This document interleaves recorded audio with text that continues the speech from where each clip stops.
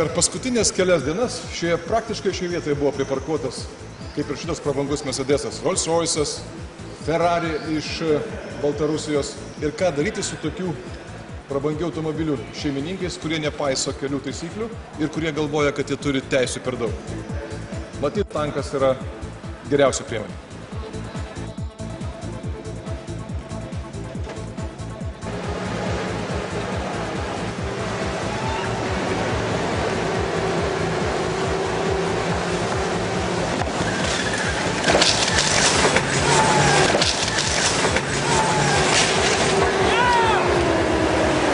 Jeigu automobilis parkuos blogai, bus va taip.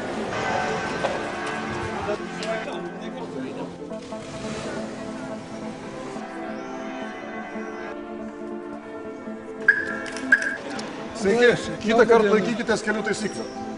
Pasistengsiu.